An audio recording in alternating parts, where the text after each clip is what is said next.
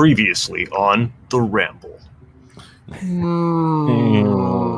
You're not gonna kill Jack, are you?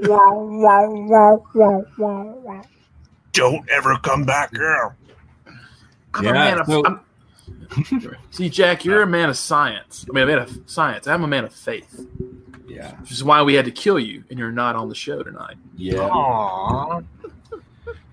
What if he doesn't come back? What if he's actually really, deathly ill? What if he's got a kidney stone?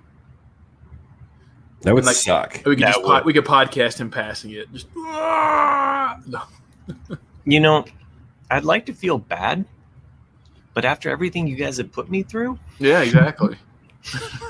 It's one of the things that's kind of sad in a way is that we all four care about each other, but we're also four numb to each other as well. It's like, you'll get over it. Yeah, fuck nuts, it'll be fine. It's a reservoir dogs of dickdom. We're just we've all got our guns out. Like, I'm ready to take you down. Exactly. Stop pointing that gun at my dad. So what's going on, gentlemen? How are y'all doing? Oh, pretty good. I went to look at a house today. Loved it. Probably can't afford it. Oh, yeah? Yeah, last week, I forgot to mention last week, I put a bid on a house. Oh, yeah. We talked about this, I think, on So there's a reservoir just west of Fort Collins called the Horsetooth Reservoir. It's huge. And most of it is a state park. So, hiking and climbing and mountain biking. But on the south side, you have a lot of campsites as well as a little small spot for residential houses. Well, there was this one that was not, totally my taste. It's a really small sliver of land, but the view was unbelievable. So I was like, you know what? I could buy that, just hold on to it for a few years, and then sell it for a lot more money. There you go. And so they were asking a certain price. I bid $15,000 over what they were asking.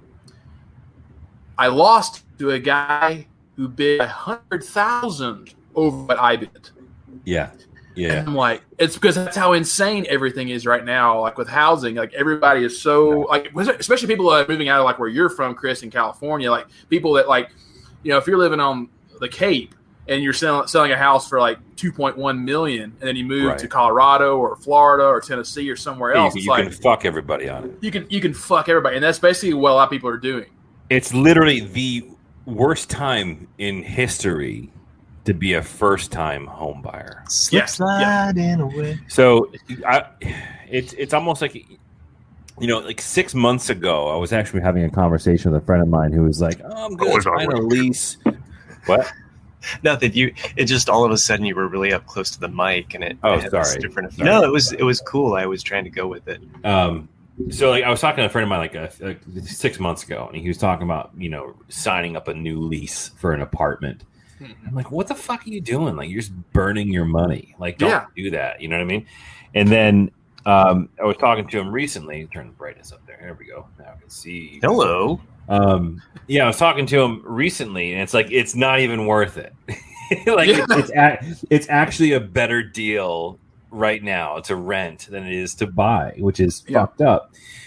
So speaking of you getting outbid by $100,000, I had a coworker of mine who has been feverishly trying to buy his first house with his wife, and the bidding wars around here are fucking ridiculous. Yeah. So he found this house. It wasn't the house that he wanted. Hey, Kim. Hey, Mike. Welcome to the chat. It wasn't the house that he wanted, but it was the house that he could throw a bid on at this point, right? And he was just trying to get something. So he put in a bid that was $50,000 over asking price. So your mic is just so because you're rotating it back and forth. So when you're directly in front of the mic, it kind of gives it a muffle sound. But how about this? Is that better? No, that's a muffler. Yeah, and then when you're this to the side, is that better? What the fuck? Yeah, but when you're to the side of it, it's fine. It's just kind of funny. Now? No. No? Worse. No, it sounds worse. How about now? It's a little bit better. Keep going. Syphilis. Oh, I wonder if the that sounds okay. Does that sound better? It sounds better. Okay, cool. So I'll just stay closer to it like this then. So anyway, yes, ASMR episode is brought to you by me. Anyways, so he bid, or he put in an offer that was $50,000 over. What? It's keep going. Now it's the same. Like it's weird. All right, once I finish the story, I'll fuck around on the mic and see if I can remember. Anyways, so $50,000 over asking, right? Yep. And then he got outbid by somebody who put in a fucking brand new Ford F-150 into the offer. Oh my God! What? I'm gonna give you a truck. Why not? So the person who, like, I think they had a similar bid, but added into the contract a brand new 2022 Ford F-150. Oh, well, those are rare because like the chips right now are so hard. Like I know Ford, Chevy, and like anything new is so hard to get right now. Exactly. All right, I'm gonna mute myself and see if I can fix this shit. So anyway, like I wasn't crushed. I was like depressed for like a day that I lost the bid for that house. But I was like, you know what? It wasn't my dream home. It's fine, no big deal. Well, then like 2 days later, this house popped up, and it was a little bit more money than what I have. And I was like, this is a really fucking nice house, dude. You know, and I sent it to my realtor saying like, wishful thinking. And he went, well, let's just see how long it takes, you know. Mm-hmm. So it's been 6 days since it went up or whatever, like almost a week, and it's still sold, which in this part of the country is unheard of. Huh. And so I was like, well, let's go take a look at it and let's see, you know. And I took the tour of it today, and it's just, it's built in 1970. It's all like really gorgeous wood inside, like just, like it's not just cheap pieces of shit like you're saying today being built, you know. And I was like, oh man, I love this house. And it's like, and then it's got this. I'll send you guys a few pictures privately of it. But like when you go into the backyard, which is not much of a backyard, it's like a 10-degree little elevation up to the edge of a cliff, and then the cliff just drops, and then all you see is just the Rocky Mountains, and everything beyond that cliff is owned by the city of Loveland as open space for like parks. So nothing can be built there. So it's just gorgeous. And I was like, how many bids has it had? And they're like, oh, one. But the guy had a shaky lender, so they rejected him. And I was like, well, if I bid a little bit lower, actually a lot lower than what they're asking, do you think they'll take it? And they were like, I doubt it. They probably want exactly what they asked for. And I was like, okay. And then I'm over here like, Mom and Dad, like, come on, like, yeah. And then, of course, being from the South, they're like, I just don't think it's worth that much. I'm like, it's worth that much. Trust me, it's worth that much. And I don't think I'll get it. Like Dad's like, well, bid this. I'm like, no, that's like an insult to them if I bid that. They'll just, just throw it out. You thought about putting in a car? I know, I should. Yeah. Maybe not a brand new F-150. By the way, how does this sound? Is this better? Worse? Same? It's better. Okay. It's better. And it was just funny. It was cool. Like every time you were like, it was just like really $50,000. Well, like I was thinking about it. Like my parents were like, "All right, well, you can bid this, because they'll help me out a little bit." But like, I was going to be like, "Okay, they told me this number, but I'm going to bid $50,000 over what they said I could bid." I'll just find that money somewhere. Well, what's crazy is that like everyone is. All these sellers are all saying they want to forego inspections, and that's flying. Like it's actually a thing now. So like, a buddy of mine, my good friend of mine, is actually my mortgage broker. He does phenomenal work. He's refinanced me twice. He's just super easy to work with.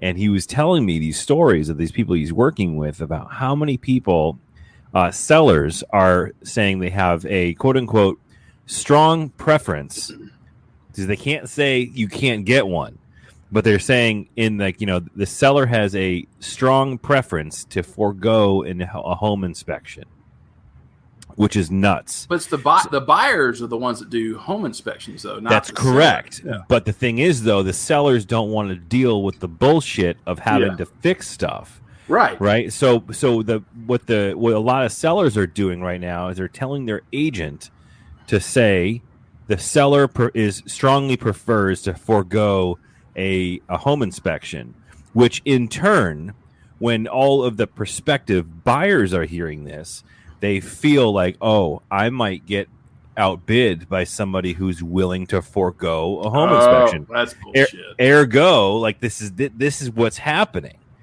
and it's crazy. And all that tells me is two things. One, either there's seller, something wrong. There's something with wrong the about the house. house, yeah. And then some dumbass is like, I don't care, I'll fix it if it's fucked up. It's like, never mind the black mold that's underneath the floor. But it's Right. beyond the dumbass bit right now, because this is what it takes to buy a house now, which is fucking bananas.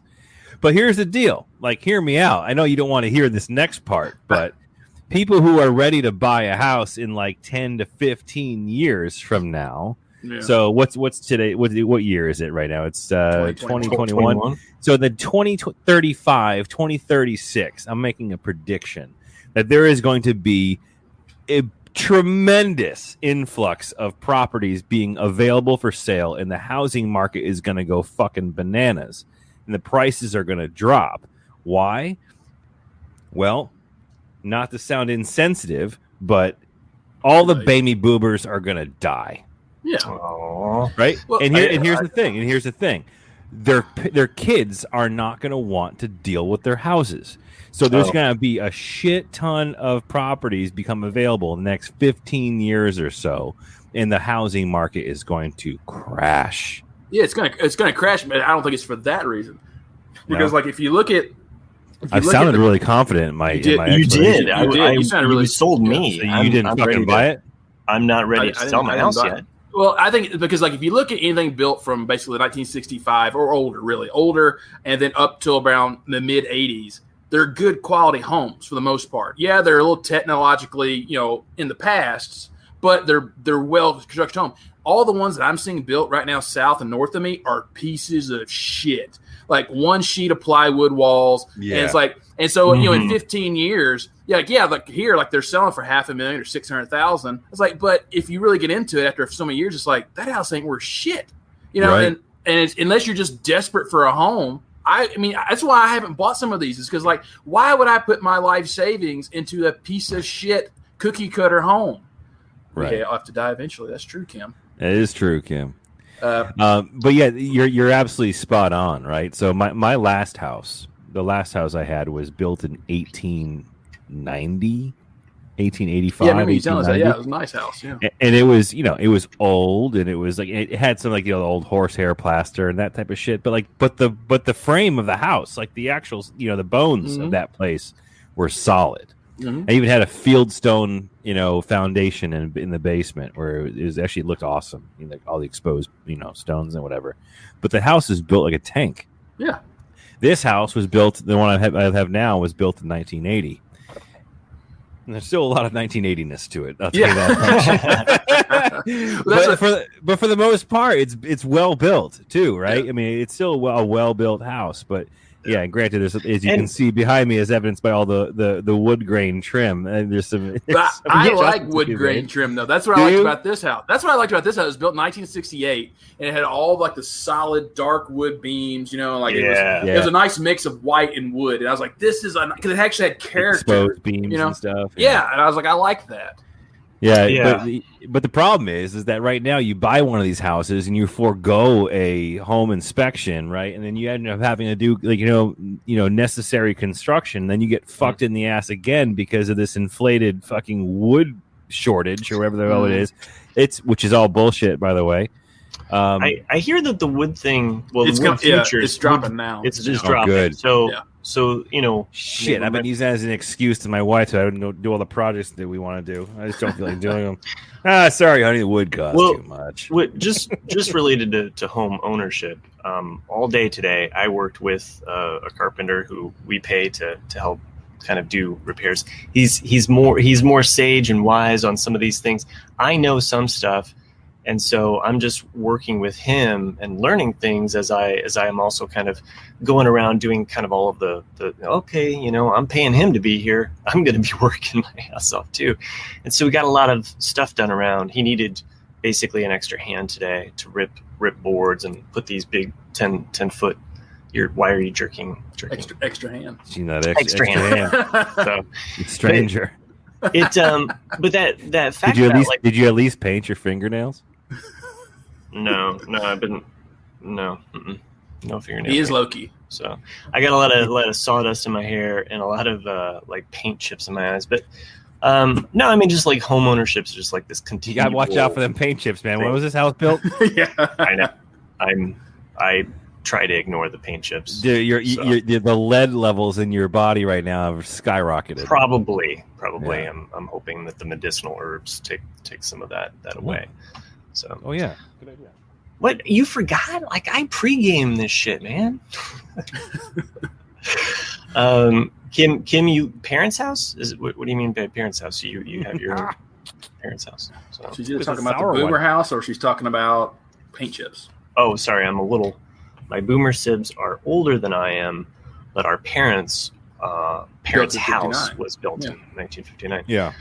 Ours is 1920. I love houses that are built in the 50s because like it's a very distinct decade. When you see the cabinets, the little metal black handles. Yes, yeah. They have like it's all these little and like pastel appliances, and you're just like, what the fuck? I mean, it's neat, but There's so many things though, like after owning a home for so long that you go through and you're like, why didn't we do this like the first year, And of course you have kids and you don't have any like expendable capital to just like waste on some of these things. Well, not waste, but invest because you're always investing in your house as you're working on it. So that's what's funny about this house is that I probably could afford it to buy it outright. But the thing is that if I do, I'm basically going to be living in a lawn chair and an IKEA couch and one bed in that house for a couple of years. Yeah. It's like people come to visit, like, "Wouldn't you buy this house again?" A couple of years ago. You don't have any furniture? No, I don't because I can't afford it. It's so funny you mentioned that the 50s style thing too. So I actually lived, and when I was in college, a friend of mine, his parents bought a house in the town in which he went to school, and there was like an investment thing where they rented it to us, and we lived there, and it was a shit show. But in the area in which I went to school, just outside of Boston, there is a style of home that was very popular in the 50s, because it was during wartime, right? So it was the real estate boom and development was huge, especially when it was in proximity to army bases and so forth and so on.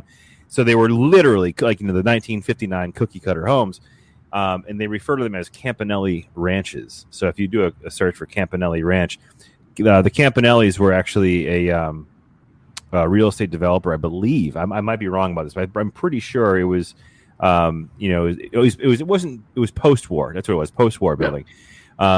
They're from Framingham, where I went to school, and it's funny because the neighborhood in which I lived for this year or so, it was probably 300 homes that all looked like the Campanelli Ranch, which was like the L-shaped, ranch house. The L is holds the garage. And they call them slab houses, right? But they're all the same.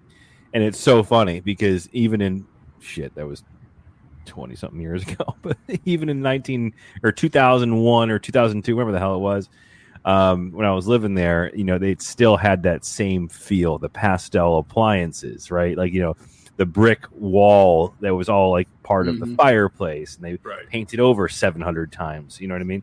But they were awesome houses because they're just well built, and they did them right 150 times over in that neighborhood. But they're great houses. That's but now you see them getting expanded though. You see all these and they're all being jacked up into 2-3 floor houses. But to do that, the cost to do that is ridiculous because you have to dig down and create a foundation and basement on a slab. It's interesting though, like how tastes and expectations have changed though since then. Because in the third, coming from the Depression, where it's like you're happy to have anything, then going through World War II, and then the 50s is like all you wanted was like that L shape with the 2-door garage. Like I have a car, I have a house, I am rich. And then now, like I see a home for sale that's like 1,700 feet or smaller. I'm like, Jesus Christ, like. How do you live, man? How do you live in that? Yeah, because it's like you have your bedroom, you have your kitchen, you have your living room, and that's it. And you're like, I'm like, because like now in our brains we have this whole image of like, I need a man room. I need like all these other stuff. And it's like 1,700 square feet ain't going to cut it. Okay, what's funny is because I then purchased this house, which was a huge trend in the 80s. This is a split level ranch, right? So you guys on the split level ranch, you walk to the door and you got to make a decision. Like, are you going downstairs? Oh, right. Right. You know, that's the, I'll pull up a picture of my house. That's where I'm living now. But what's interesting is that, like, you know, all these houses, much like the, you know, the Campanelli ranches, the L-shaped houses, or whatever, like, and they're the cost and what goes into trying to quote unquote modernize these houses is incredible. So, like, I actually, let me just pull this up here. Hang on. As Chris is pulling it up. Hi-yo. So I've been in a split level house before. I know exactly what you're talking about. You know, you come in and you either go up or you go down, and yep.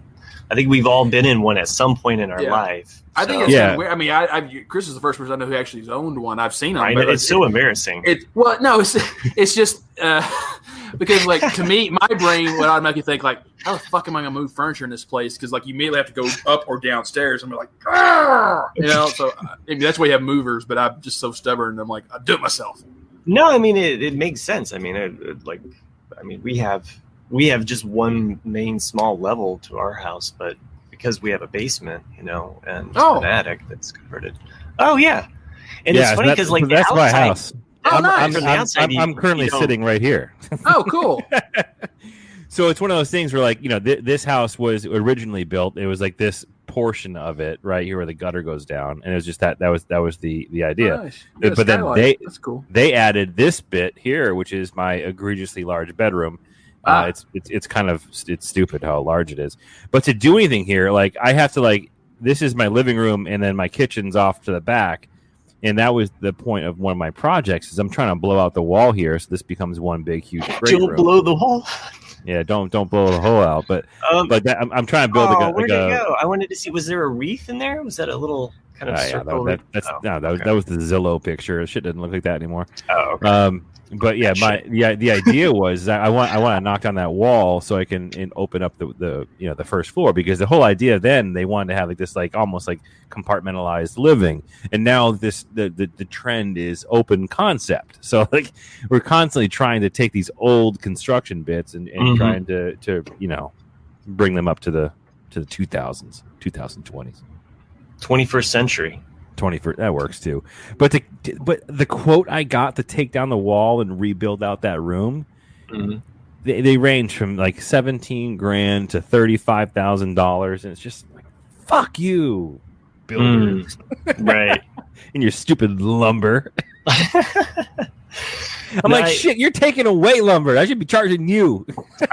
I just feel lucky that we, like, any of the stuff that we did to our attic was during the COVID year before it went up in price. It was you did at the right time. So it just, you know, timing, you know, because it's like hindsight, it's like, oh shit. But also at the same time, when we were buying our house, it was right before the last bubble burst in 2008. We bought in 2006, so it wasn't quite, but, you know, prices were going up on houses, and we were trying to get into a house for, you know, a certain price range that we didn't want to. I don't know. It's always a shell game. I mean, there's a house just 2 doors down from me that is, because of the market, you know, they've put it on for $185, but you have to do $150,000 worth of, you know, work to bring it up to speed. So, Jesus Christ, Nick just sent every photo ever taken of this fucking property. Wait, what? Because it was today. So I was trying to take them for my dad. So I'm like, I'm taking every picture of everything. Yeah. There's 1,000 pictures. Dude, this place is beautiful. I told you. Yeah. Dude, why didn't you share them on the? Because Chris does that. I don't do that. No, you don't know how to do that. I do, but they're on my phone, and I don't want to share them on my computer. I'd have to sync it. I'm like, okay, dude, this is absolutely gorgeous. Yeah, I have high standards. If the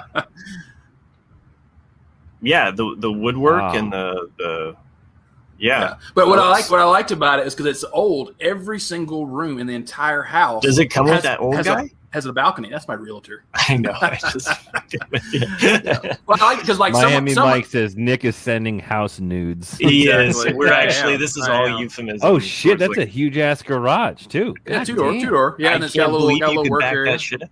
Oh, you got the on-demand hot water. Yep. It's got two. I It's got would change that on demand and bedspread, I'm surprised you knew but, that. Yeah, Chris. Yeah, it's got a solar. What the that fuck is that balcony. supposed to mean? I'm surprised I knew that. From one picture, you just saw it and it was like, of all the ones I sent, you're like, oh, yeah, Yeah. it's got the on-demand water. Yeah, like, Well, I maybe I spent a good solid 3 months of my first month living in this house choosing which on-demand hot water heater I was going to get installed. Yeah. They're fantastic. Dude, this has turned into like this old house arcade edition. it's like Jack's not here. We're like, but, welcome to hour 2. So Let's talk about I absolutely love the on-demand hot water heater. The pros are obviously you can take like a 4-hour shower if you really needed to, and it'd be super hot the entire time. The thing that sucks about on-demand hot water heaters, however, is that to go and quickly wash your hands, it takes a good minute for the hot water to get to the sink.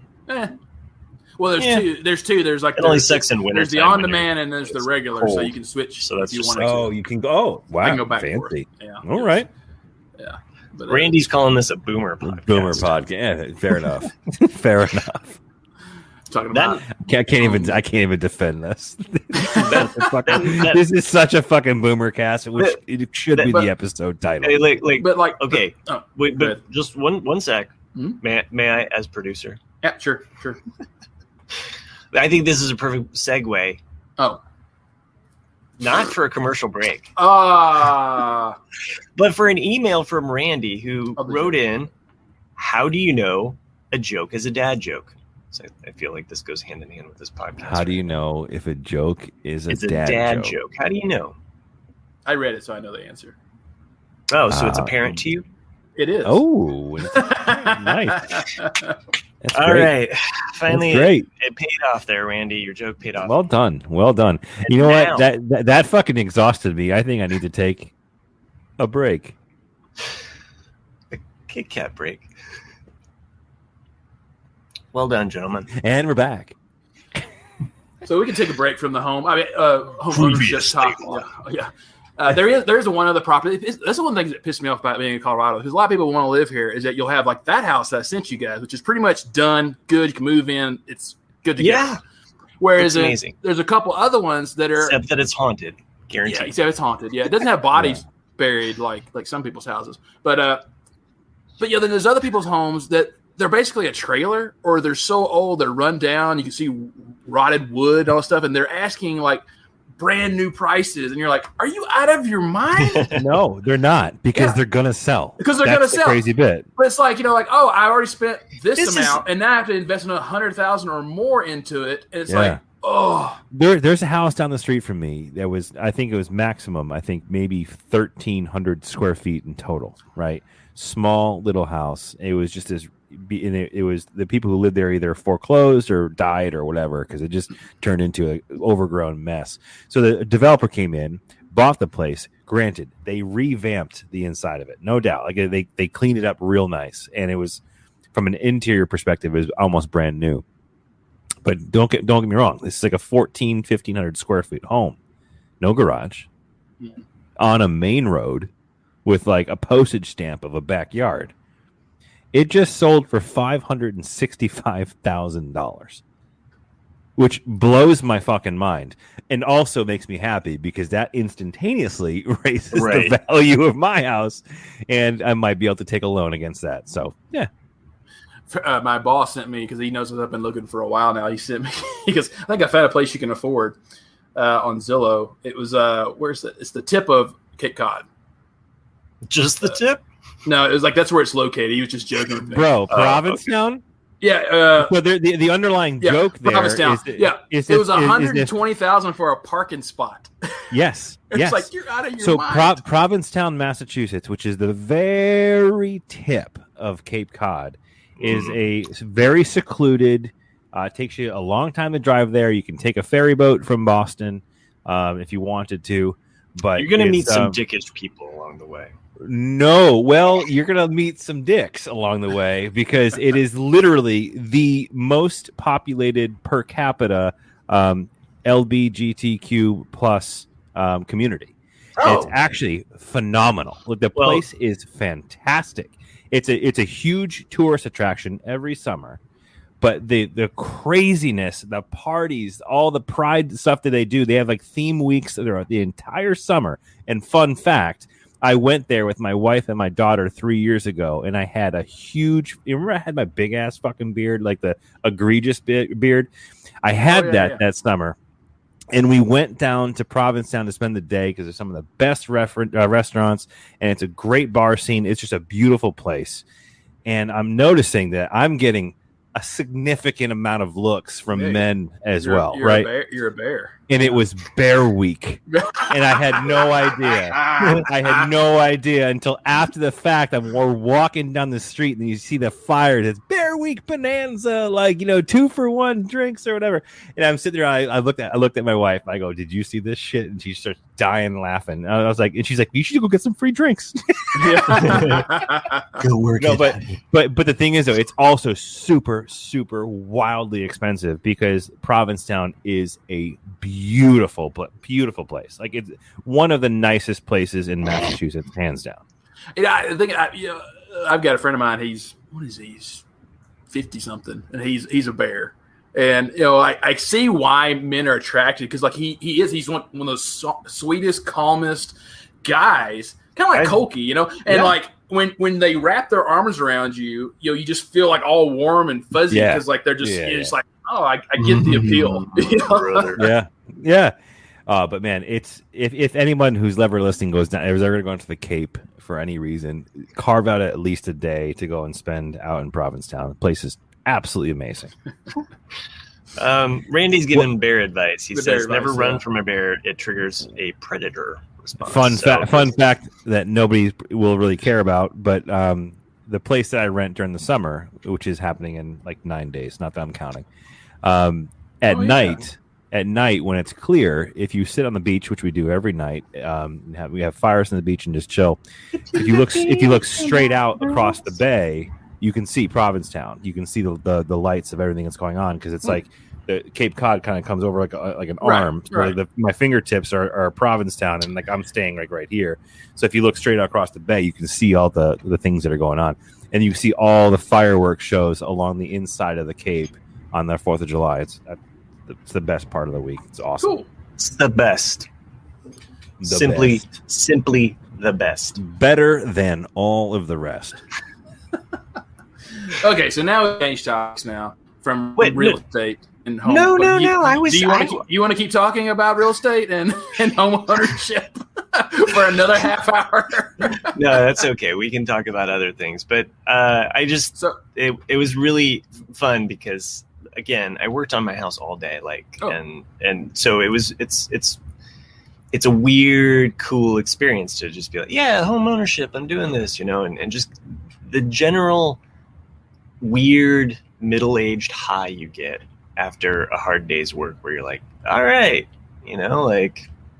things are a little bit better, and even just it kind of gives you a little bit of more of a energy, okay, I gotta get back out there and I gotta fix that and I gotta fix that. And the weather here right now, and my heart goes out to everybody suffering in some of the severe heat out west, but it's been actually very mild and nice here. And so really kind of enjoying this. It's a dry heat though. It's a dry heat. My sister from Washington who had visited recently, she complains about the humidity when it's here. Well, that's what I think she's about to experience 105, 106, 3 days in a row. Is it that hot there? It's this weekend. If you look up Portland, Oregon, check out the temps. It is it's crazy. Let me pull it up. Wait, here. Portland, Oregon? Are you? Yeah. Mm-hmm. Are you in Oregon right now? No. He's saying his sister is my from sister. Portland. I used to live. I thought. I'm like, what the fuck are you doing in Oregon? So So I lived in Vancouver, Washington, for middle school of my life, and my sister lives out there. That's where my mom lived, and so Vancouver, Washington is right across from Portland. So when I'm looking at weather, I'm usually just looking at Portland. Right. But anyway, over the weekend, they're predicting Saturday 106, Sunday 111. Damn. And Monday 106. So that's when you wake up in the morning. Hopefully, you got air conditioning cranking, and you're just like, you know what? Fuck the world today. I'm not leaving. But they're worried about power. Yeah, it'll happen. Yeah, and so everyone cranking their ACs. Yeah, and really, I mean, they're a kind of an area that's not known for having to really run their ACs that much, and there's some places that just don't have it because you can survive with. So it's. I mean, it does get hot there in the summer, but it's usually not that hot. So 111, that's crazy. It's crazy for that in far north. Yeah. Well, I think I told you guys this story. Like one of my coworkers, he's probably 50 now, maybe 49, somewhere in there. But he's from Portland originally, and we had to go to Dayton in November, I think, of 2019 for work. And the temperature was supposed to be like 39, 40 degrees. And he's like, but it's also calling for snow. And he's like, oh, man, that's going to be perfect. And I was like, you realize that 39 degrees in Ohio is completely different than 39 degrees in Colorado, right? Because 39 degrees in Colorado is lovely. It's awesome because it's just no humidity. Right. The sun, because you're so high up in elevation, the sun's hitting you, you're warm, it's great. 39 with snow and a little bit of humidity or moisture in the air in Ohio is miserable. And, and he's like, whoa, should I bring other stuff? I was like, yeah, you need to bring like a thick coat, dude, or a good like rain something, and even when we got there, he was not prepared for the misery that was going to be that. But anyway. So I found it really interesting that both of you guys are referring to Norse mythology in your names tonight, but from two different shows. Yeah, and interesting, isn't it? Yeah. So Matt is referring, for everyone out there, Matt has Love is Loki, and he is watching Disney Plus's Loki show. And then Chris has Bad Word and then Yuto. Which is interesting, even more so, because the episode of the show that I'm watching right now is season 2, episode 6, the finale of the show. Oh, wow, you're almost done. Dude, I've mainlined this show. Yeah. And the episode is titled All You Need Is Love. All You Need Is Love. That's right. Yeah. I'm looking at it paused right now on my new monitor, by the way. I got a 4K, 120 hertz. Nice. So, HDMI 2.1 monitor. The thing is slick. I can play my Xbox at 120 frames per second in 4K. That's when my nephews were ready, we hooked up the Nintendo 64 up to my HDMI to my OLED TV. You talk about fucked up looking when you see like this old 20-something technology on a just awesome TV. You have to immediately put the ratios all the way down as far as you can go, and even then, it's still not great. Anyway, go ahead. As I said, Sherry asked what brand. I'm assuming she's talking about the monitor. The brand is called. I think it's Aorus, AORUS, or something like that. It's the gigabyte model. Aorus monitors. Aorus, I believe. Is it? How do you spell that again? I don't fucking know. I didn't say that. Sorry, I'm being a jerk. Hey, your thing got brighter. Yeah, I'm looking at the website. Oh, okay. It's Gigabyte Aorus. Gigabyte Aorus. I'm gonna misspell it. Areola. I'm trying to spell it for one of the names. Oh, nice. Yeah, I do like the preparation. It's actually one of the first monitors available that can do 4K at 120 frames per second. So I'm excited about it. Waiting for a while to get one. But anyways, so the Norse mythology in both of our names. I'm watching Ragnarok, and you are watching. I think we're all watching Loki. Yeah, we're all watching Loki. Disney Plus. So last week, for anyone who didn't tune in last week, I had recommended to Chris, because Chris was talking about some of the coming of age shows that he's watching. You know, Superman, Lois, and all these. Yeah. You know, and I was like, oh, you should watch Ragnarok, because if you like that kind of story, you're going to get that as well. And Ragnarok is on Netflix. It's a Netflix original. It is in Norwegian, but they dub it and have subtitles, so it is enjoyable. But this is a modern telling of the classic Viking tales.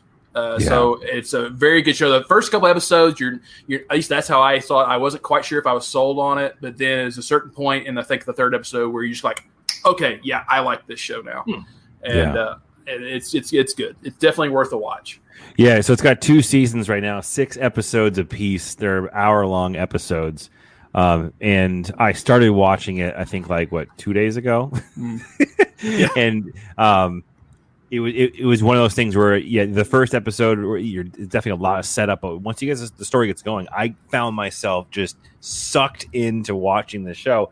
And as Nick mentioned, it's kind of interesting because it does the overdub in English plus the subtitles, which they did not write the subtitles for the overdub. They did the subtitles based on a translation. It's clear because they don't always line up, and some of the dialogue definitely does get lost in translation. It feels super fucking awkward. But overall, the writing is fantastic, and I'm not giving any spoilers away, but it's essentially kind of like a next generation origin story of Thor, which is the premise of the entire show. It's awesome. I am over pumped for this show, and I've told 87 people to watch it. All right, so tell me again, because I'm just paying attention now. What channel is it on? Netflix. Okay. Yeah. Fuck, I think I canceled my Netflix. I'll get it back. Yeah, it's just it's kind of one of those. It's good though, because you definitely at times go like, oh, this is predictable, but then at that point you're like, oh, I'm fine with it because there's other things going on, Yeah. But I thought it's well. Actually, the guy playing Thor is the one character I was like, I'm not sure if I'm bought on him. Like the guy they cast as Loki, love him. Like awesome, dead on, awesome. What's interesting, I think he's actually a really great actor because there's a turning point in his character, which kind of happens at the end of the first, right before the second, kind of into the second season, where there's a real significant turning point for him, and his acting flipped as well. Like it was like you could tell like a marked difference. So I think he's actually just a really good actor. He's just super fucking awkward because you can't hear what he's saying. Why are you mocking us? I'm just doing. I have to fill. Are you trying to be Jack? Yeah, exactly. That's what he's doing. He's channeling Jack. But you should just go to sleep. Yeah. Okay, you guys done yet? I'm ready to talk about the Padres. All right, so let's move away from Ragnarok then, which is 2 thumbs up for me. Definitely go watch Ragnarok. Let's talk about Loki. I missed today's episode, but I really enjoyed the first 2. So you weren't. We talked about this on last week. Me and Matt did with on the Owen and Brews. We did, and how we were. I was talking about how. I was not that impressed with WandaVision. I respected it. There was definitely times I liked about it.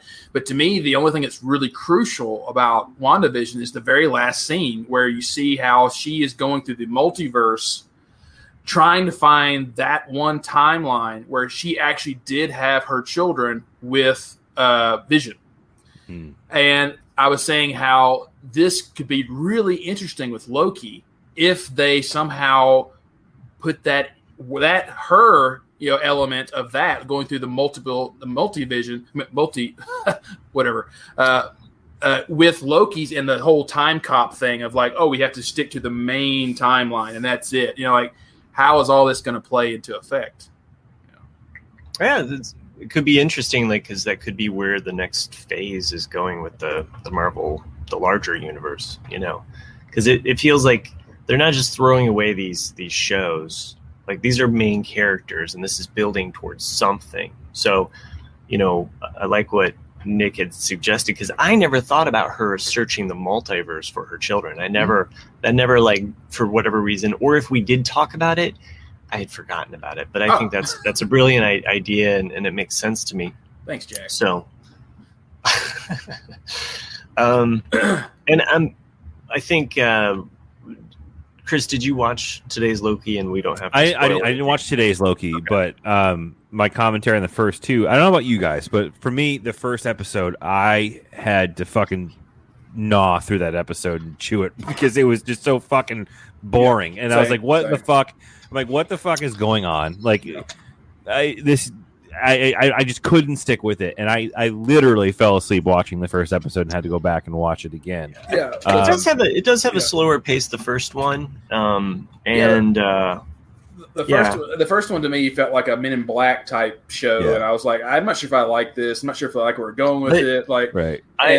The second one though, I enjoyed a lot more. And I'm not going to spoil anything for the third one. I'll just say that it continues to expand and explain, as well as move the story in a way that you're just kind of like, okay, and I'm trying to be as vague as possible, but I really enjoyed this because it really starts to gel the first two together, and you're kind of like, you're understanding these as chapters on their own. I mean, they do kind of feel like comic books, because by the end you're kind of like, you're left like, oh, and so I enjoy that. So, and there's definitely like some dialogue, not to give anything away with my name tonight, but that dialogue comes up, and I really liked that part, and just where that's, and you know what, Disney Plus is doing it right, because there are these shows on there that even my wife will sit down, because she's like, all right, my son's into this show, my husband's watching it, I'll watch it, like, and she's hung in there and been like, okay, I'm curious enough. So like it's the second episode. I agree. I thought the second episode like really kind of like brought it together a little bit more for me, and it got me intrigued. So I'm looking forward to episode 3. The one thing that I'm really the interesting part of last episode, we can talk about, is they really expanded the idea of what the multiverse could turn into, and it's a really cool. It's a better way of saying it. They did a visualization of like what it could be, right? Which is kind of cool. So you kind of see how the storylines could expand and go in 87 different directions. My biggest concern, though, the thing I fear the most, is that everything that's being set up right now could potentially bring back Tobey fucking Maguire as Spider-Man, and it freaks me out.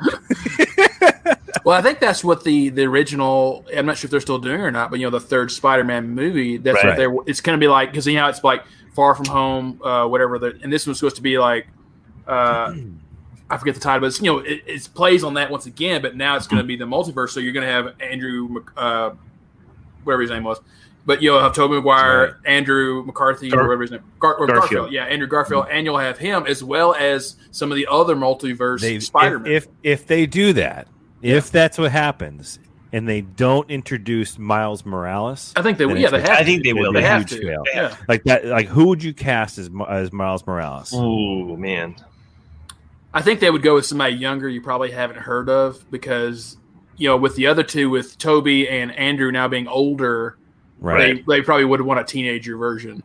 Yeah, well, it makes sense too, because I mean,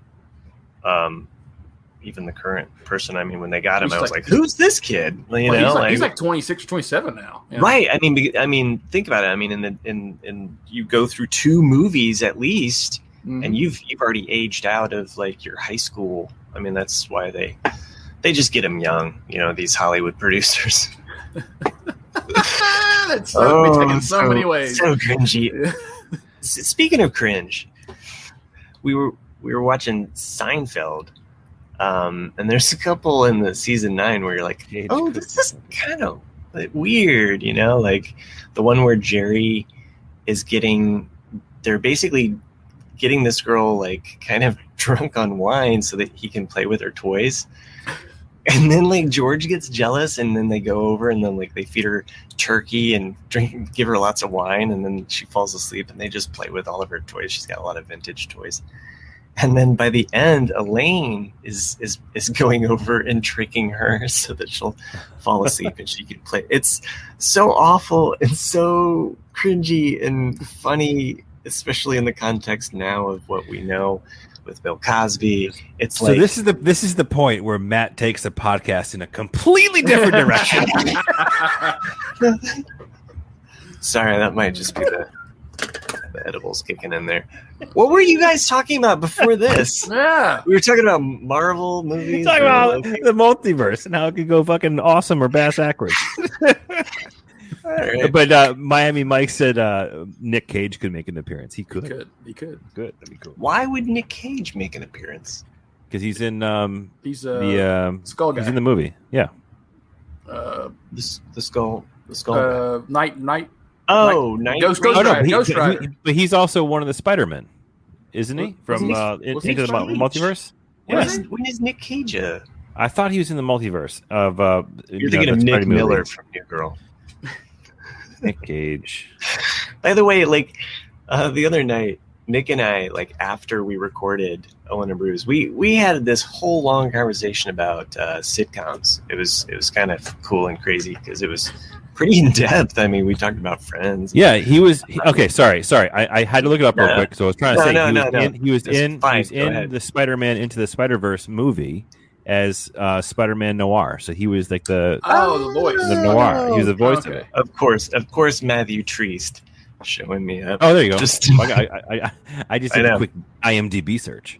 But yeah, Matt Triest is literally a fucking encyclopedia. He has the answer to every question on the show. You can take over. I'll just or you can take over for Jack, who's not here tonight. Well, is Jack not here? Oh no! If you're just joining us, Jack is not here because he got sick with this not COVID flu that's going around. Yeah. My kids got it. My wife has it. My wife has it right now. Dude, this is weird. This is happening. I know. My kid had it, and my wife is upstairs right now, like all fucked up from it. Yep. Currently. Yep. And so tune in next week. Previously on Ramble, we'll find out if Chris and I both get it. No, me and Jack. If I do, if I get sick, I'll be so pissed. I'm going to the beach. It's going to be in like 9 days. Yes. Can you imagine if it was just a podcast of Jack and me? We would talk about nothing. I don't know. You guys have some quite. We do, but it'd be one of those things like, "Hey, I'm watching this show, Jack. What do you think?" I haven't heard of it. Tell me about it. All right. Hey, did you see the Padres? No, I'll tell you right now, though, it's been nearly 53 minutes, and I've almost forgotten that San Diego exists. I heard it was wiped off the face. South LA. Nothing's from San Diego. You know what I mean? No. Yeah, I think John, the UPS driver, backed up his vehicle, took out San Diego. It no longer has really great weather. Anyway. I wanted to say, Nick, though, you suggested the show Coupling.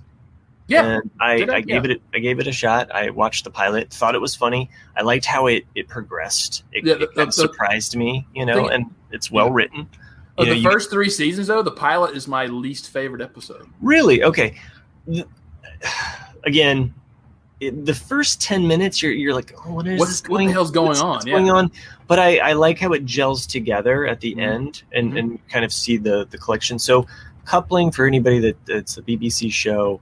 So I'll set up a little bit. You probably know more about it than I do. So after the Owen Barus, like Matt said, we had this huge long conversation about Friends and the New Girl, and then I got it, and then because I've always recommended it to people, and not many people that I know have ever watched the show. It was a BBC show from 2000 2004 called Coupling. There's only about 6 to 9 episodes per season. They're only a half hour, and it was Stephen Moffat's very first show he wrote. He also wrote Doctor Who. He wrote Sherlock. He's got a lot of really good shows under his belt, but this was his first one.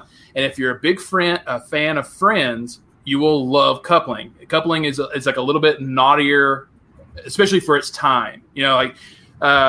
it's all about sex versus Friends was just about being friends and drinking coffee, whereas they're at a pub. But it's a good show.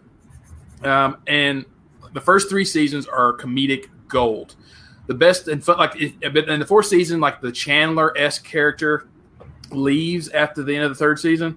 So the 4th season suffers a little bit from not having that iconic character, but it's good just to you see the story wrap up.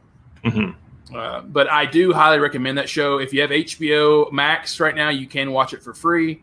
It's on there. Yeah, I have it on DVD, but I bought it, like 17 years ago. But anyway, it's a good show. Give it a chance if you can. You'll get through it, no problem. But there are some definitely episodes that you will be pissing your pants laughing that are so good. I think it's the 2nd episode of the 2nd season is probably in my top 2.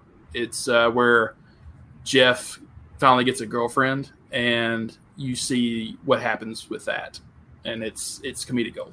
So anyway, well, so you just watched the pilot though. That's it. I have. I've just watched the pilot. I've been a bit on I've been rewatching the show Solar Opposites in preparation for Rick and Morty, and of course, it's different. Solar Opposites is it's not Rick and Morty. It's its own thing, but it definitely has that same vibe. And of course, the voice of Rick plays Neymar. Was that? I think the guy's name. I don't know. I really like it for the Wall. There's a whole Wall storyline, and it gets really it's like his story within the story, and sometimes the aliens are funny, sometimes the Wall story is funny, sometimes it's an odd show. Rick and Morty's back. I don't know if anybody's caught the new episode, but I've never watched one episode of it, and I know I need to. Really? Yeah. Jay has recommended it to me from day one, and it's just one of those, now it's got so many seasons under its belt. It's like, I'll watch it at some point. I just haven't done it. Speaking of the Wall, though, which is totally different. You see where Roger Waters, apparently Mark Zuckerberg offered him so much money to borrow another brick in the wall. And basically, Roger Waters told him to go fuck himself. The best part about it is I don't even think he responded to him to the request. He was at a completely non sequitur event, and somebody asked him about it, and he just blew up Mark Zuckerberg in front of a bunch of random people. He's like, "Fuck you! You're not taking my fucking song." Yeah, well, it's just because Roger Waters is not a left or right person. He's just I'm against authority. That's what he's always been about. He lost his father in World War II. He was raised by a single mother. He's always hates anyone that is consuming power. And that's what he sees Facebook as. It's this all-encompassing company that's going to rule the world, like Amazon or anything else. And he's just you want my help? Fuck you. And that's how he is, which is one of the reasons why I love him. But that was awesome. I love Pink Floyd though. And they love you. They do. Not as much as Loki, but yeah. What I like to do is put on, a movie, do the Wizard of Oz with Dark Side of the Moon. Dark Side of the Rainbow. But have you ever tried Wish You Were Here with Star Wars?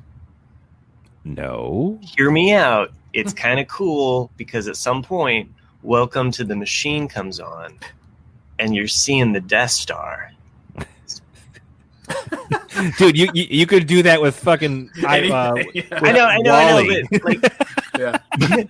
But it's Wally the machine. All right, fuck you guys. I do. Try it sometime, maybe. I don't know. I love Wish You Were Here. It's one of my favorites. Yeah, so it's the band's favorite record too. But I like. I go back to it the most, and the end. Basically, the last 5 minutes of that album, Air built a whole career on. So if you enjoy that, Air is just seriously, the first EP of Air, I think the first 5 songs, is just that little section of Wish You Were Here, the end, the last little bits. Metal was my favorite record for the longest time. Because I think most people stick to Dark Side or The Wall or whatever, and I was like, "Oh, you listen to metal?" And they're like, "What's metal?" I'm like, "It's the one before Dark Side, and they just don't. People don't recognize it. But to me, that's like. All right, so everyone out there, Miami Mike wrote, Roger Waters was selling his house, and the buyer wanted an inspection, and he told him, "Fuck you," which probably was true.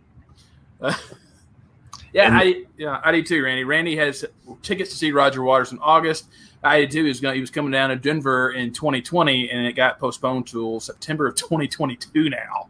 But still have the tickets, so looking forward to that. I saw him in LA in 2017, and he was basically doing a few tracks of his new record at the time, but he did a lot of Animals, which was surprising because they don't do a lot of songs off that record. There's only 5 really. But to hear some of those 17, 11, 12-minute long tracks played, you're like, but it's awesome. I had a t-shirt of that. I'm so excited for live music again. I'm so. The last year and a half of not going to see a concert has been fucking brutal, and I'm seeing all these clips from the Foo Fighters because they just started a huge tour and they're going to like Madison Square Garden. Did you see the clip where Dave Chappelle got up on stage and sang Radiohead's "Creep" with Foo Fighters? I'd seen a clip about it. I didn't get it. Pretty good. Yeah. But they showed like a clip of the Madison Square Garden show, and it was just like the place is jam packed and everyone looked like they're having a blast. But like at Madison Square Garden, they're doing the you have to show documentation that you've been vaccinated, which is interesting. And there's a lot of people who are protesting that. Well, and just to note about the cold that's going around, we actually took our kids to the doctor because my daughter had just gotten her second dose, and so she's having this like these symptoms of just runny nose basically, and nothing more. But my son also had it as well, and then a sore throat accompanying it. So we took him in. They tested him for both strep and COVID, and the doctor was like, "This is completely normal. This is like the flu bug that we would normally have, but it's just delayed. Like it's just like it's a normal cold. It's just going around." And so, but it's just, who knows? Will Chris or I come down with it? Will we be immune to it? Who knows? Don't fucking jinx it, dude. Fuck. If I fucking get sick, you motherfucker, this is on you. No. I have plans too. I'd rather be sick now though before I go. Don't loop me in on your shit. I'm going dark side tonight. Hey, by the way, I have been doing this is the 4th part of a 4-parter. We have the after, the cast, Matterhorn, and the ramble. Okay. Gotcha. Wait. But you started off with dark though. Yeah, because he's being. No, I don't remember the other ones though, other than that one. I remember Ramble. I don't remember seeing Cast or. You weren't here for Cast. Oh, okay. I don't remember seeing After was last week. Was it? Okay, I guess just didn't notice it. And then Dark. Okay. Nice. Yeah. So anyway, just having a. Oh, Randy got tickets to see Springsteen on Broadway, and you have to show your vaccine card. That's gonna be a fucking show. Like, dude, one of the best concerts I've ever been to was Bruce Springsteen, and it was like 5 years ago, and it was amazing. Like it was just like 4.5, almost 5-hour concert, and he didn't stop. Yeah, that's one of the things I do love about like him and Elton and a few other ones. Like Billy Joel, I think does the same. Like you have such a huge catalog, and the tickets are reasonably priced. Yeah, they're a little higher up, but they give you way more unbelievable than your money. Like because they give you such a show. Whereas some of them piss me off. Is like that same generation that's like they'll come out and play like 16 songs. And you're like, what the fuck, man? Like I gave you like $150 and you were done. Like you took a set break after 8 songs. What the hell? So, I went and saw. Oh shit! What the fuck was the name of that band? I forgot. I'll think of it later. But it does irrelevant. So I went to this concert. I was like super pumped to see it. And it was at like the Boston House of Blues, which is a decent sized venue. It's not a small place, but it's not like not an arena by any stretch. It was shit. What was that song? I'm gonna get Nathaniel Rateliff in the Night Sweats. Mm-hmm. And I went. It was they did a show at the House of Blues, and I remember we paid money to go there. We sat through a couple opening acts, and we were super pumped to see them play.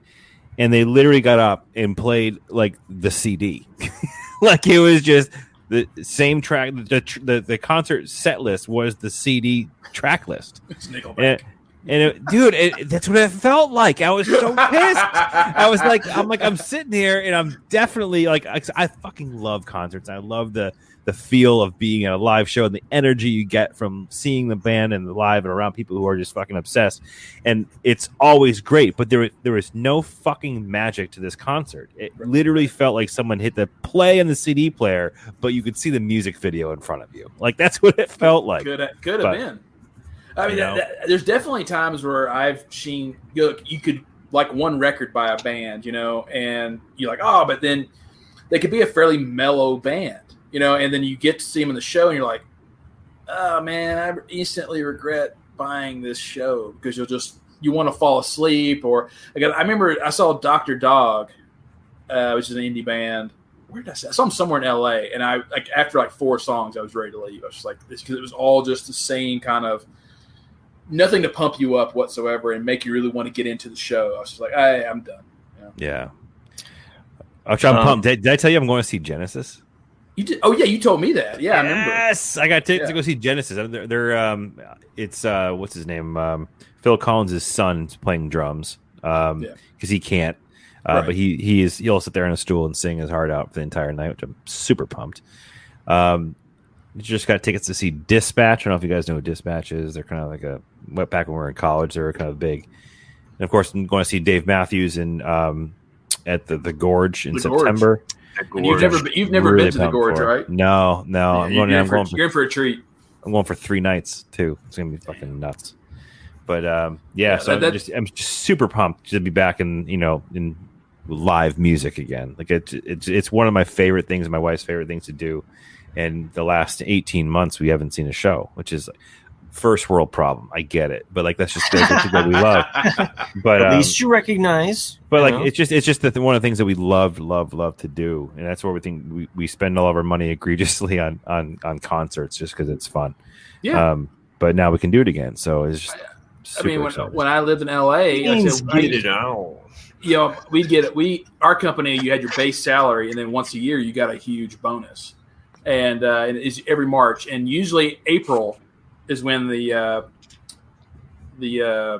Hollywood Bowl would announce its schedule for the entire summer. So starting in May all the way through September, every single show that's going, and I would basically blow half of my bonus every year on concert tickets to the Hollywood Bowl. Yeah, and that's one of the things I really do miss about LA is just how much access you have to music. Because hell, it's like.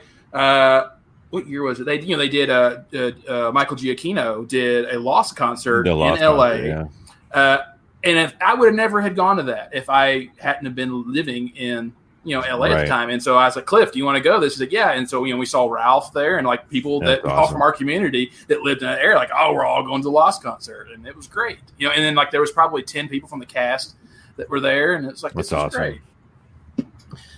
But yeah, you're in the treat for the Gorge. To me, there's only a handful of places in the U.S. that everyone needs to go at least once in their life. Like Carnegie Hall is one of them. The Ryman in Nashville, the Hollywood Bowl, the Gorge, and Red Rocks.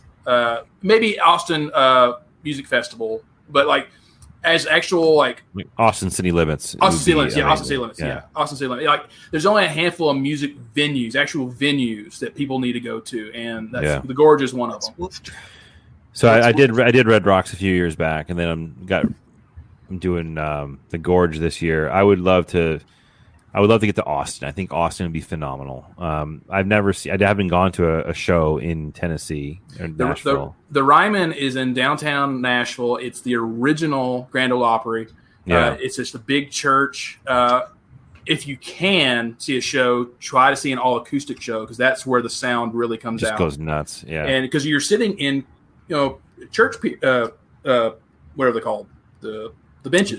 Pews. Yeah, you're sitting in church pews. And so that's what it is. It's like a holy church of music. And it's just unbelievable. Paul McCartney has a story because he recorded one song there in Nashville in 74. It was his single time. Junior's farm.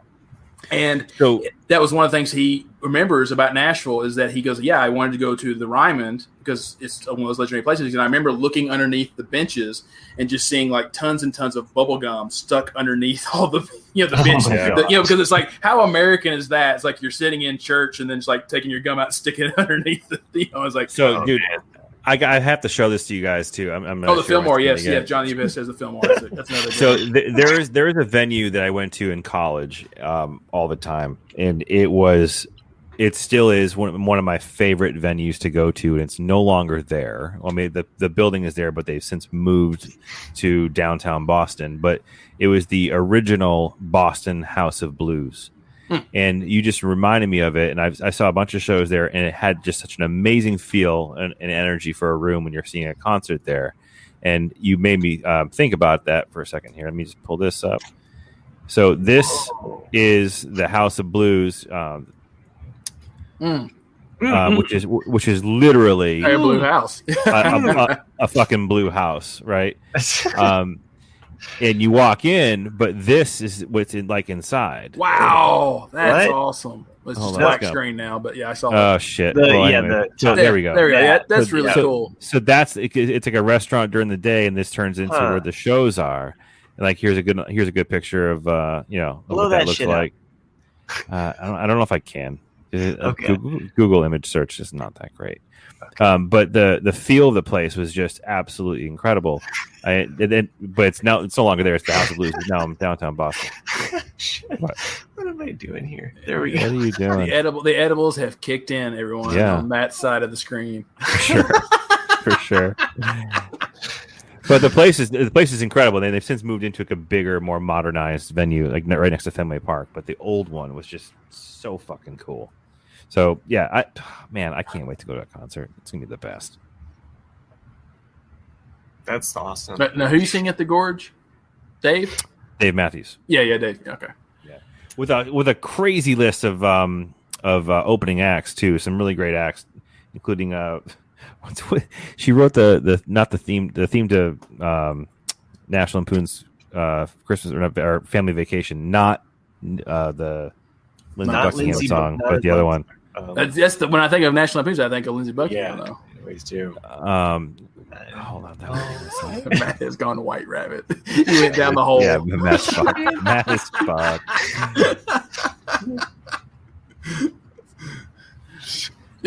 And now he disappeared. He put the cloak invisibility on.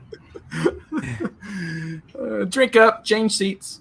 All right, I'm pulling up the set list of who's opening up. So it's Dumpsta Funk, which is a crazy funk band with Alan Stone on one night, Rustin Kelly, Robert Randolph, and the Family Band. Ooh, you'll love Robert. Amazing. Yeah, you'll love Robert Randolph. Yeah. In the third night is Robert Randolph again, and it's Mavis Staples is the singer. I know that name. Yeah.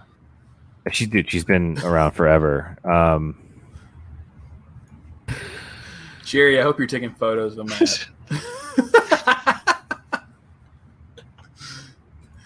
Yeah, Creed and Nickelback are, I think, on the first. Oh, night. Really? Yeah. Creed from The Office? Yeah. No, not that. Oh, So, damn it. It's the actual opening Christmas Vacation song. Christmas Vacation. Oh, that. Okay, yeah. That's Mavis Staples, but she's like a gospel singer and the whole thing. All But she's also like 100, so it's gonna be interesting to see if she's still around.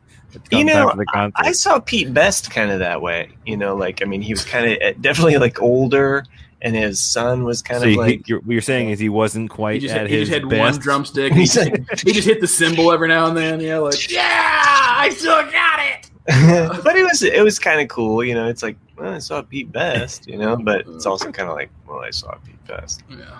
So. And Pete Best saw me.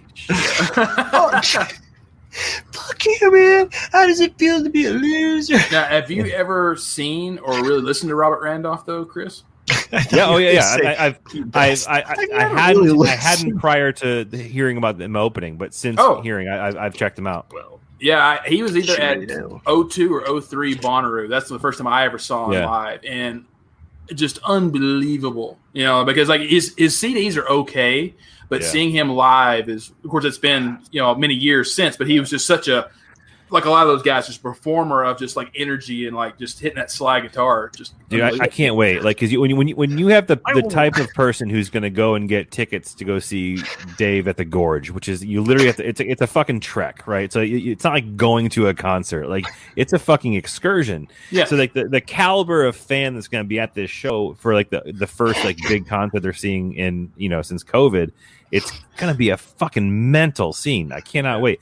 Matt, are you okay? That's what I'm saying. It's like you're saying mentally. He's over here giggling like a schoolgirl. Like, fuck you, man. How many milligrams was in that gummy? I'm curious.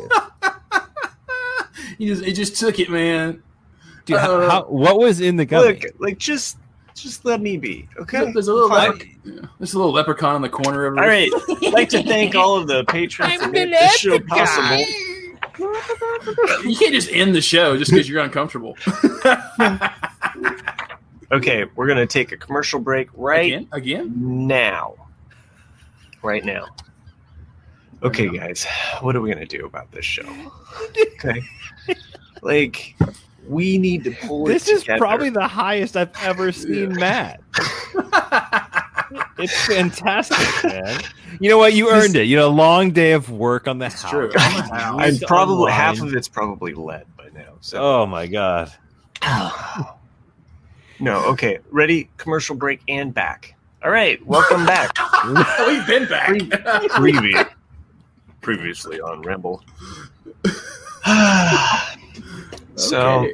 Anyway, Jack, I'm sorry, dude. Could you imagine if Jack was here right now? Like, he would be eating this up. You should FaceTime Jack. No, he's out, and I understand. I mean, he's in bed. He didn't have his makeup on. He didn't have his cap on. He'd just be like, oh. So, I told you about that tattoo thing, right? Yeah. So, yeah. Yeah, this one's kind of faded more. A little bit. But I actually looks like Saturn. It'll come in darker by tomorrow probably. So, but it's fun though. You still have your blue jeans? No, that's kind of faded. It's faded. But look, yeah. So it wasn't forever. It wasn't forever. I was trying to scrub that shit off. So. So I went for my tattoo appointment the end of last week. And I found out they can't do it. Oh, too complex, or because of the style of the watercolor and how it looks. Water. That's right. He's like there's no way you can get this tattooed and have it look great for more than 7 days. Like just because of how the ink can fade so easily with the watercolor style of tattooing. He's like, the only way we can do it is if I actually literally recreated it, which kind of loses the entire importance of why I wanted to get it done. So it's a no-go on my tattoo idea. But I did prepay to go and get this thing touched up. He's going to do some outline work to it and darkening it up to some of the colors. And you should look into doing the ink box with your daughter's design. You can order one. And that would be rad. It won't be color, but you would be able to get basically a black and white version. That would be cool. Maybe I will do that. So, because you can upload a file, or you can put in text of what you want. So there's a lot of custom options with that ink box. So check it out. Yeah, it's called Ink Box, and don't be fooled by Inked Box with an ED, because that's a different company with a different country, and Ink Box is actually from Canada, so still pretty. A few years ago, I'm trying to hold it together, guys. Okay, you did a nice job with that. I got to tell you that you explained that very thoroughly, succinctly. Hey guys, look at my tattoo. Yeah, it's good. It never occurred to me a few years ago, but I was back in my hometown, and I have a few friends that are tattoo artists. And I never thought about how, once you get one, it's kind of an addiction. Like you want one more, you want another one, and all this. And then you have to get touch-ups. And so you kind of get really personal or close with your tattoo artist. Or a Wampa. And I was hanging out with a guy that I graduated high school with, and he was just really just hanging out with me for a while. And I hadn't talked to him in years, and I thought this was really strange. And he goes, "You're probably wondering why I'm just hanging out with you." And I was like, Well, I just thought it was weird. Like, there's a lot of people here. I figured you want to socialize. He's like, no, I'm hanging out with you because everyone would be bugging me for a tattoo if I wasn't hanging out with you, right? Because nobody knew who I was. Because that's what they'll do. They'll walk up and be like, hey, like, you got an appointment? Can you squeeze me in? Like, can you touch this up for free? Like, hey, what would it cost? And it's like, and when they don't want to talk shop. I did an ink box tattoo of the house I want on Zillow. Miami Mike said I did get an ink box tattoo of a house I want on Zillow. Is that for real? Are you fucking with us? Just the house of broken dreams. Yeah, is the house market that desperate? Do we need to bring this conversation back to this? Look, you have to sell me the house because I already got it tattooed on my heart, man. Like, I got the lead tattooed in my brain now. So, Nick, here's a. I mean, it's worked for us. I say it worked for us because we did it twice and we bought the same house twice, or bought a house both times.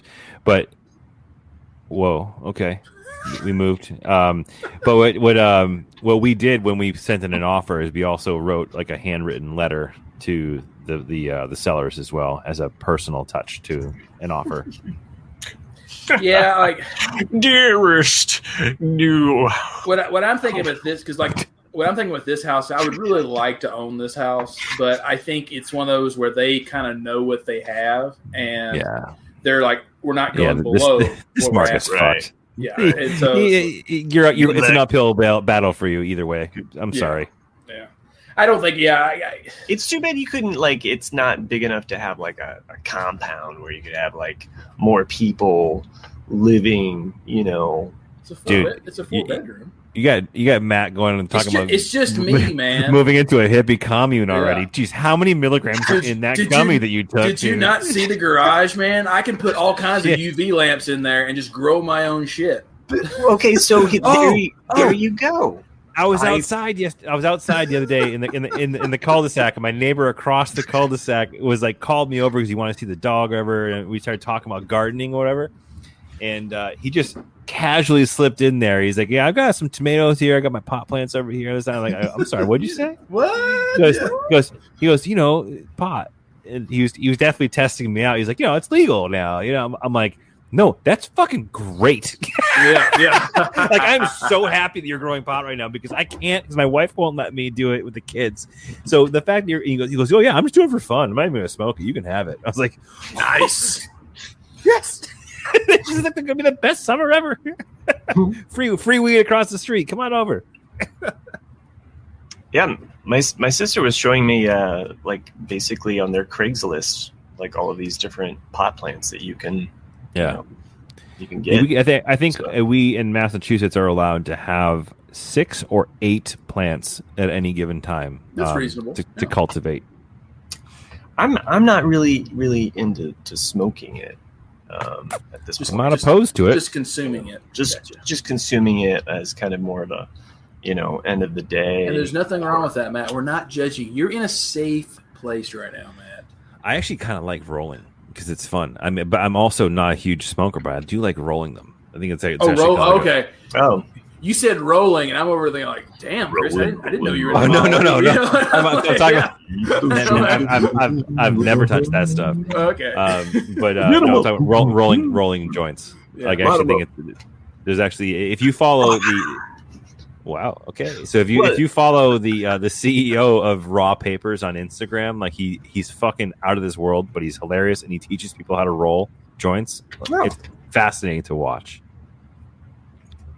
But anyways, yeah, I like to eat them too. Yeah. What was it? What was it? Rolling. Keep those. Somebody, I think it was a friend of mine who sent me a clip. What?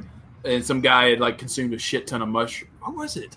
Somebody was talking about mushrooms, and that's what it was. It was Mike Tyson.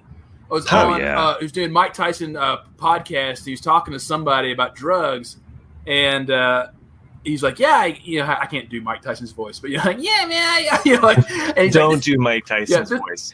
He's fucking listening right now. This is what I do before every show, and he had a bag, an 8 of mushrooms that were solid, like gold caps. And I was like, dude, you know how bad those will fuck you up? And I can't believe he eats them that regularly. I was like, he goes into a different dimension. Yeah, like that's the type of fucked up he is. At least he, I don't know. What's that now? I don't know where I was going with that. have nothing really to contribute to this show anymore. Thanks for joining us tonight. Did you get all the names? Did you get the names down at least? Are they good? I did. Is the last All one right. just like a squiggly line? I may have phoned in the last one, but I think it's amazing. Not gonna No, I think it's amazing. Not going to get their name called out anymore. Yeah, exactly.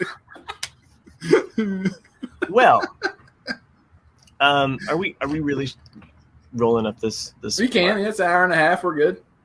I'm sure some of the people out there in the chat will cry. But. Well, no, don't be mean to the people of the chat. Call your name out anymore. We love you. Come on. There's at least 7 people joining us tonight. 52, 967. We love all of them that joined us live. We do. Primarily, though, Randy. Just like the universe Miami, behind Matt, Mike, man. Like, John. love is Loki, man. UPS Love guy, is Matt Loki. Treast. The Sharon. stars. Miami Mike says the stars behind Sherry. Matt perfectly sum Sorry. up Matt on edibles right now. I'm trying to scroll through and make sure that I just You just sang the names, though. Kim and of course. Oh, Are you just Nick, looking at things and saying you love them, Brick? yeah. Randy, of course, Lamp. Kim, Sherry, Sherry again for posting these humiliating photos. That Miami, little duck Mike in the upper right hand corner reminding us we're on StreamYard. joining us. That's why I lit him up. That's how high we are, Miami Mike. Do one for patron Jack. Take a shot, Randy. So we've had one too many. In some ways I don't want this show to end. Like I'm like Jack. I'm like, no. You're doing Is it yourself. because you forgot how to stop the podcast? No, I can stop the podcast. Then it ends, man. All right, so Then it ends, and then I don't get to but see we- you guys for a week. And and this you is wouldn't going to be be able to unique thank the thing. patrons either. Yeah, this is a unique show because Jack's not here. We didn't, highlight. This is probably like the first Ramblecast / Married Man that In a he's long ever time. been on. Like seriously, like It's been a He's while. been on. Yeah. He's been on like every single one, I think. So No, there's this a couple. He's missed a couple. At Okay, least so two. this is just basically Ellen and Baru's home edition. We didn't even talk Star Wars. Randy was getting his panties all in a bunch. He was like, "Come on." You talk Star Wars We did. for a minute. Yeah, I did. talked about listening to The Wall to Star Wars. Oh yeah, that was pretty cool, man. Welcome. that was My pretty cool. son. Welcome to the machine, Wally. No, you don't watch Wall-E with it. You watch Star Wars because, look, man, it's 1975.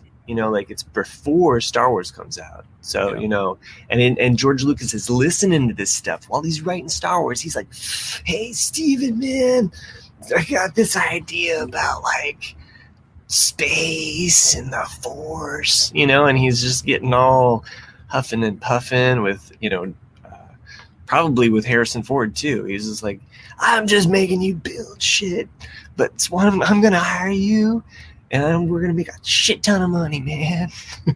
And so then George Lucas is just smoking the dupes and listening to Wish You Were Here, of course. And he's writing Star Wars. He's just like, man, this shit's so good. And then he comes up with the whole Force and the whole, like, man, my dad never loved me. And so that was Darth Vader. And then he was like, my sister never loved me. And then that was Leia. And it just flowed out, Yeah, that's deep, man.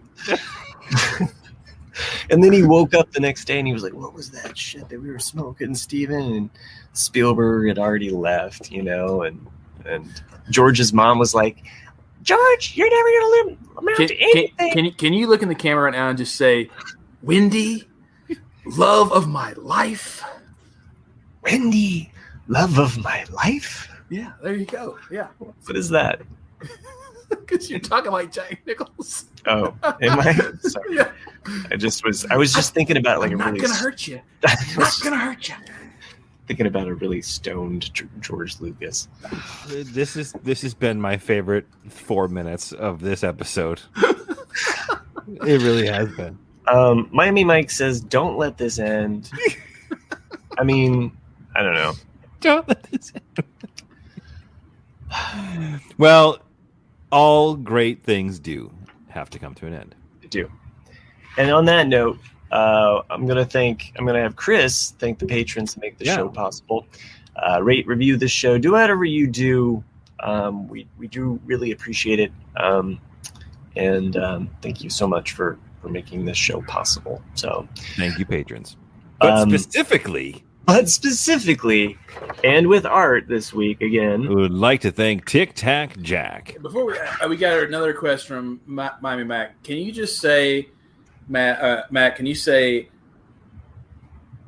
Matt? Hey man, you got a joint? Yeah, it's party at the Moon Tower. Yeah, party at the Moon Tower. Full kegs. Full kegs. Everyone's gonna be there. So should you. Yeah. I don't know if I can. It's cool. All right. No. All I'm not doing it. right. Hey man, All right. There you go. It'd be a lot cooler if you did, man.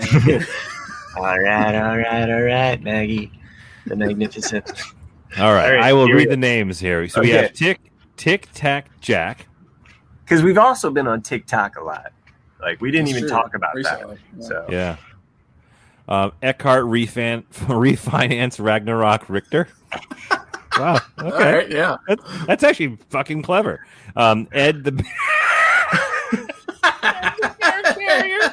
Yes, so good. Yeah. Joe and Norris. Oh, nice, Good one. nice. That's the monitor. Yeah. In right high def. on. Amazing. Amazing. Amazing. Maggie. well, earlier you said amazing, like you had that exclamation about something, and that's what I was bringing it back to. Oh, sure, yeah. He's probably just saying, it really resonated with you, Matt. Fucking love this. the amazing. So much happiness. Well, we don't have to let this show end. We can just hang out and talk for a little bit more if you want to. I'm not going anywhere. I drank a bunch of coffee. I am going to go to bed. So we're gonna end the show. Okay, I see how it is. Somebody had an indica and somebody had sativa. No, it's more like someone had 300 milligrams and the other didn't. I didn't have 300. I'm just having. Look how bright Chris is right now. I said I pre-gamed and then okay, never mind. You doubled down. Guys, just be cool. Don't tell anybody. Yeah. I want. Yes, Mike says he wants to see this version of Matt versus an angry Jack. Just be cool, man. Why are you being so hostile right now, Jack? Why you being Man. harsh and my mellow, man? Yeah. Your aura just went from like purple to like black, man. I don't dig that. Well, we hope Jack's better. We'll be back next week before